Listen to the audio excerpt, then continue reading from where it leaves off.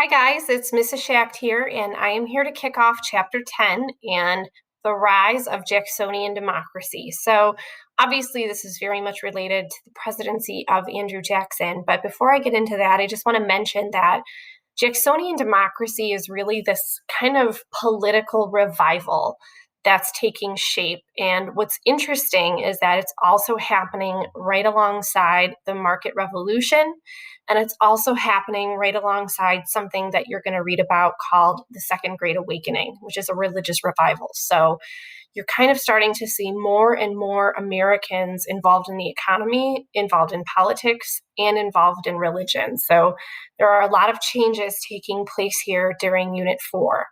But we're going to focus on those political changes. And as I mentioned, many of these are ushered in under the presidency of Andrew Jackson, who is a Democrat that is elected to 2 terms and serves from 1829 to 1837.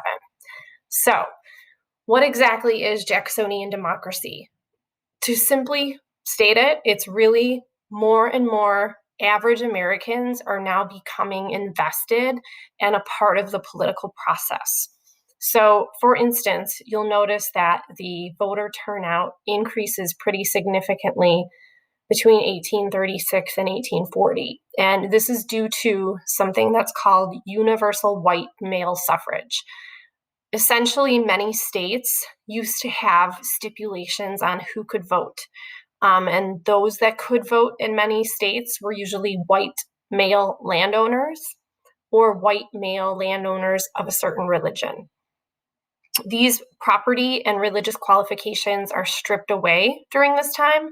And I like to think that as the common man is becoming more involved in the economy, that's kind of trickling into politics as well. It's also important to note that while many common men do start voting in American elections, we still do not see any advancement in the voting rights of African Americans or women. However, there are some other changes. As I mentioned, the common man is becoming more invested in politics, and you may have recalled reading about something called a King Caucus in Chapter 10.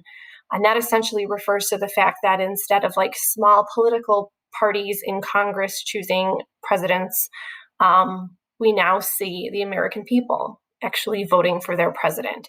And for many, Andrew Jackson is going to be a political candidate and potential president that a lot of Americans are going to get behind. To speak just a little bit about Andrew Jackson, he's very different from past presidents that we've had since the beginning of our nation. He is, for all intents and purposes, a self-made man. He's had a very difficult childhood. He was orphaned at a young age, and he essentially had to kind of create his own destiny. He learned the art of law and became a lawyer. He moved out to Tennessee, where he became a wealthy planter and slave owner.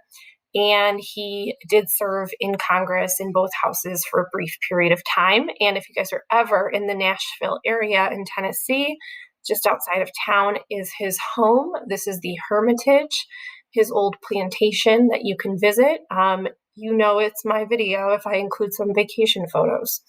But not only do Americans love his story, they love the fact that he's a war hero. And Americans love war heroes, and they love to elect them to the presidency. So he was really known for his fighting at the Battle of New Orleans, which ironically enough happened after the peace treaty was signed, ending the war with Britain. But nonetheless, he's a tough war hero. He made himself into a really successful gentleman from the South after a very difficult childhood. And his kind of pull yourself up by your bootstraps story really resonates with a lot of Americans. He's not one of these wealthy, elitist Federalists that we've seen in the past, so he's very relatable. Throughout his presidency, he does make quite a few changes that one could argue is very reminiscent of Jacksonian democracy. And one that has a huge impact is known as the spoils system.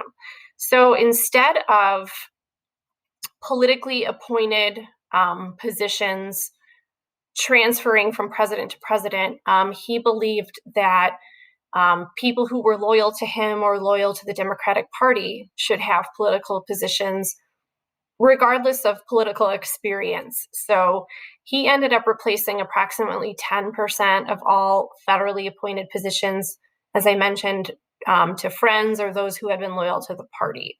As again, most presidents tended to keep people who had been appointed by past presidents in those positions.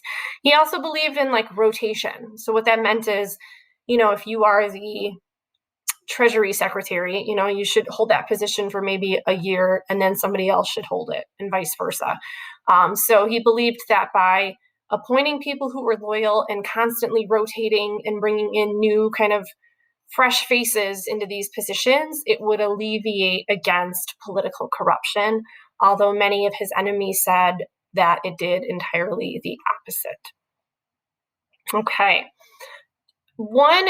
He has a very colorful presidency, as you guys are about to hear, but one situation that I do want to discuss is his bank veto. So we know from previous chapters that Alexander Hamilton was responsible for creating a national bank, and the national bank was one kind of central area that would manage the funds of the United States, and they were usually run by a board of directors, many of whom had ties to industry and manufacturing and were very wealthy.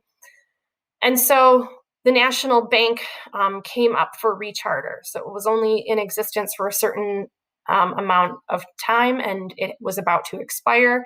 So when it came up to be rechartered, Andrew Jackson, again, a man of the West and a little bit of the South, the common man, he believed that the bank was being run by the elites, that, these New England merchants and manufacturers didn't have the best interests of maybe kind of Western and Southern farmers at heart. So he questioned the constitutionality of the national bank. And again, that's not the first time in history that's happened.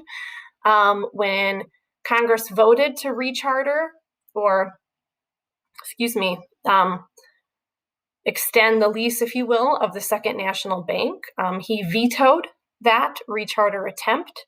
And when he was elected to his second term, he vowed to kind of destroy the bank by taking all of the federal funds, putting them into state banks, and also, which became known as pet banks, which is not supposed to be a positive term, and also required that land out west be paid for or backed in gold and silver, which began to devalue paper money, which, as you guys are going to hear about and read about, is going to lead to a financial panic that will take place after his presidency. So again, Andrew Jackson, very interesting, somewhat controversial figure, and you're going to hear a lot more about how he handled issues like Native Americans and states' rights in some future videos. So thank you so much, guys, for listening. Have a great day.